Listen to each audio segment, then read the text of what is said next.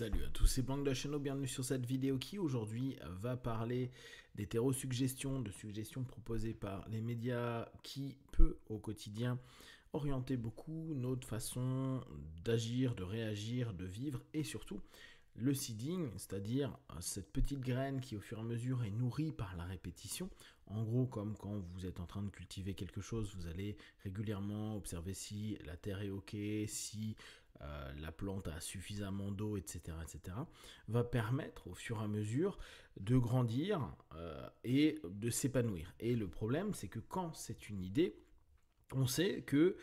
ce qui nous semblait à un moment inacceptable peut au fur et à mesure devenir de plus en plus acceptable. Si en plus on saupoudre tout ça d'un petit peu d'émotion, voire de beaucoup d'émotions, c'est-à-dire la capacité à faire éveiller en soi de l'émotion, il y a de fortes chances que cette idée se grave. Alors attention, ça ne veut pas dire qu'on va y adhérer. On peut être en réactance, c'est-à-dire on peut refuser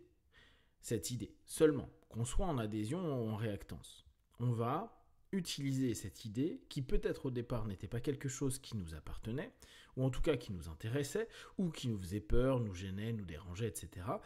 Et ça peut devenir le centre de nos discours. On le voit beaucoup dans les rhétoriques politiques, où dès qu'on politise un petit peu nos propos, on se rend bien compte que on va prendre des thèmes qui, dans l'absolu, peut-être quelques mois ou années avant, étaient un sujet relativement neutre sur lequel on pouvait avoir une opinion, et au fur et à mesure, la médiatisation, la répétition, toujours les mêmes mots, toujours les nouvelles qui s'orientent pour valider ce concept,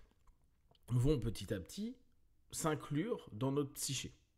Donc, on pourrait dire, sur un regard hypnotique, sur la mémoire à long terme. Ce qui, en plus, va créer des patterns. C'est-à-dire que souvent, les discours sont peu nuancés, sont répétitifs, se ressemblent, et vont dès lors potentiellement créer une structure automatisée de cause à effet, de réflexion préétablie, de pré-mâché psychique, qu'on va peut-être pas forcément nous prendre en compte, mais qui, à force d'être répétés, vont être des automatismes. Et on va faire le lien de cause à effet entre telle chose, et on dit bah c'est à cause de ceci qu'il se passe cela. Sans regarder les nuances, bien sûr, mais surtout sans prendre personnellement une réflexion, peut-être prendre des bouquins divers, des vidéos, des réflexions, des colloques, etc. Bien sûr, on ne peut pas le faire avec toutes les infos, mais ce qui est intéressant, c'est de se dire, tiens, mon discours a changé, ou je sens que je tends vers quelque chose. Est-ce que le réel a réellement changé, ou est-ce que le réel a été filtré, orienté, suggéré par les médias que je lis? Alors attention, il n'y a pas un média, que ce soit le net, que ce soit les journaux, que ce soit la télé, le ciné, les affiches ou n'importe quoi, ou les livres, qui soit mieux qu'un autre. C'est se rendre compte que nous sommes tous à un moment donné orientés, dirigés par ce que l'on lit, ce que l'on regarde, et on le sait d'autant plus, et on le répète suffisamment, l'ensemble des algorithmes actuels nous enferment en plus dans un mode de pensée. Et si vous ne vous amusez pas à regarder un discours qui va pour,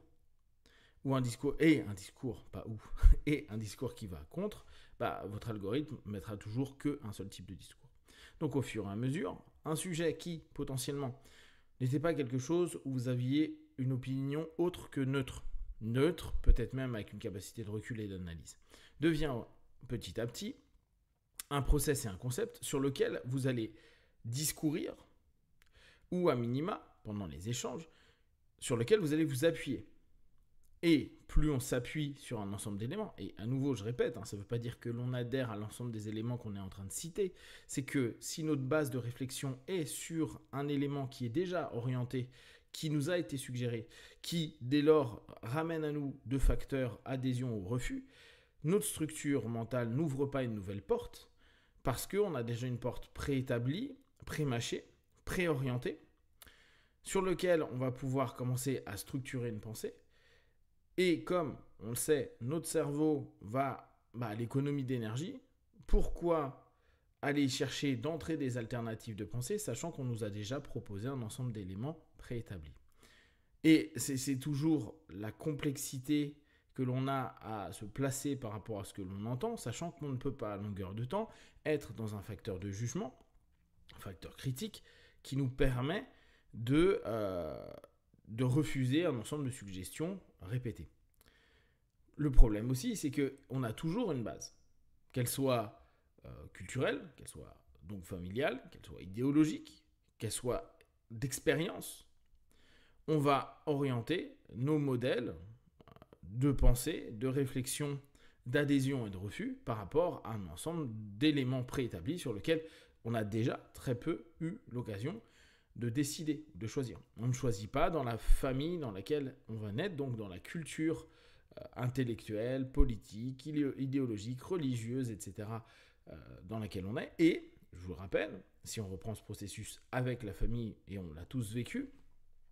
l'ensemble des modèles sur lesquels on va rebondir dans notre vie,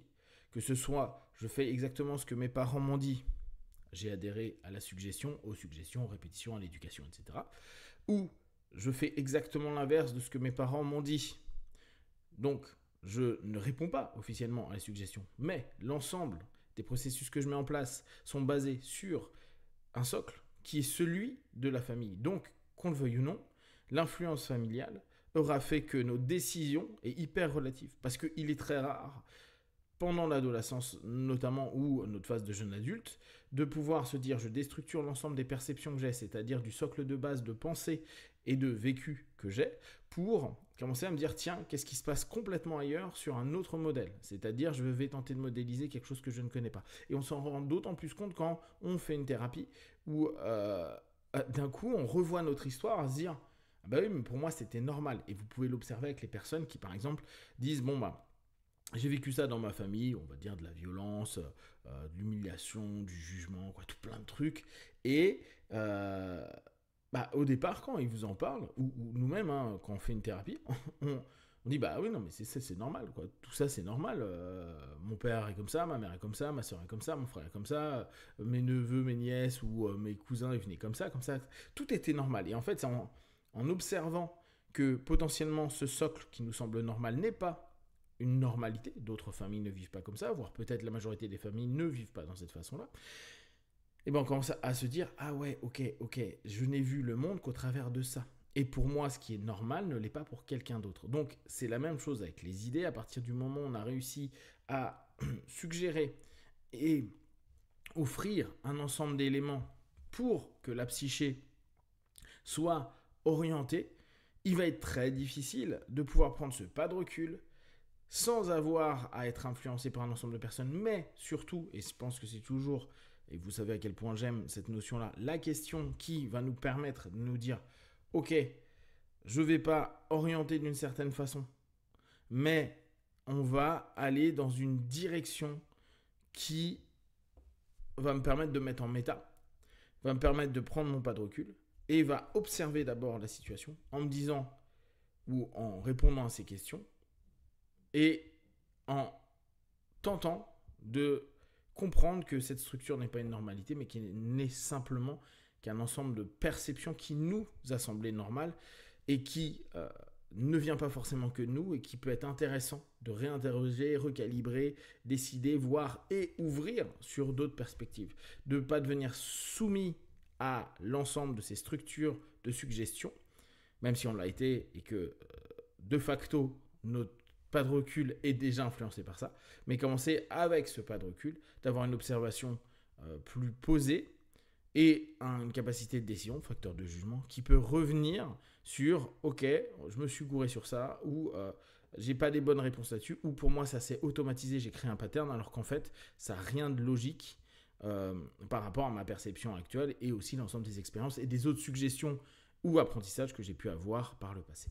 Si vous avez des questions et des remarques, partagez sur Facebook, YouTube, j'y répondrai le plus rapidement possible. Et comme d'habitude, de tout ce que je propose, ne prenez que ce qui est bon et juste pour vous. Testez, observez, analysez et concluez. Be one. Ciao.